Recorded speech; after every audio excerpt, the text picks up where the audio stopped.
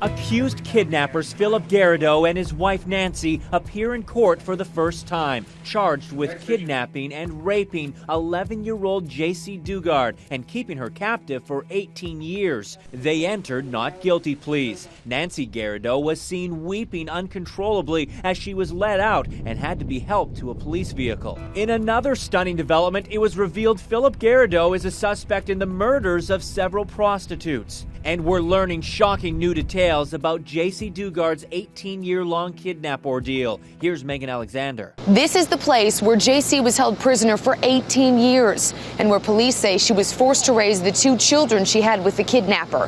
Hidden from view behind this fence is a secret maze with 2 sheds, 2 tents, a primitive outhouse, and a shower. One of the sheds was even soundproofed.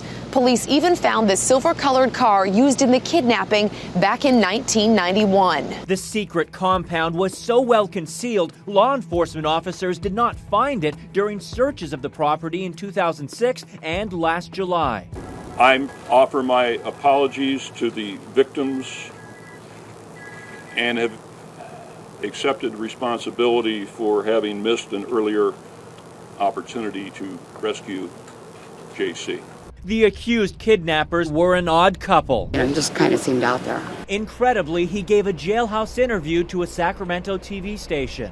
You're going to find the most powerful story coming from the victim. You're going to fall over backwards, and in the end, you're going to find the most powerful, heart-warming story.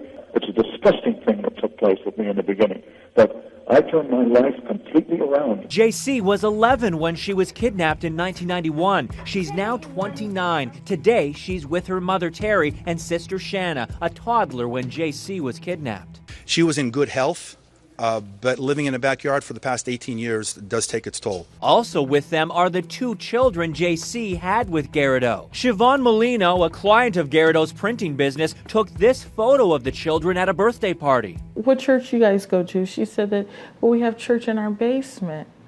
I said, well, how many people are in your church? She said, 5. I said, okay, well, who's the pastor? My dad, and I was a little shocked. The reunited family is now living together in a rented house in an undisclosed location with 18 years to catch up on. The man in this haunting mugshot has a long history of monstrous behavior, including a previous conviction for kidnapping and rape. The citizens should be outraged that a predator like him was free to prey upon somebody else, only this time, unfortunately, an 11-year-old child.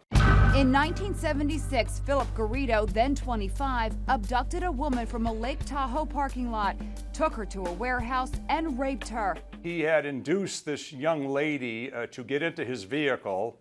He then tied her up, you know, like the cowboys do in a rodeo. He tied her up that way, threw a dirty blanket on top of her, and put her on the floor in the back seat, all the time taking LSD and describing to her in graphic detail what he was going to do to her when he got her to Nevada. Today, the prosecutor in the case is outraged that Garrido was released, only to allegedly kidnap Jaycee Dugard and imprison her for 18 years. What was your reaction when you learned that he was arrested for another horrific crime? I'm shocked at what this child had to go through for the last 18 years, but unfortunately not shocked at the depravity of this man. Garrido was sentenced to 50 years at the federal penitentiary in Leavenworth, Kansas. There, he met his wife, Nancy, the niece of another prisoner. They got married behind prison walls. Garrido's brother calls the woman a robot and compares the relationship to Charles Manson and the notorious Manson girls. Garrido was paroled in 1988, having served just 11 years. He then moved into the home where he built the backyard from hell. We found his father at his home where he blamed his son's problems on drug abuse. And he got all this stuff and that was the end.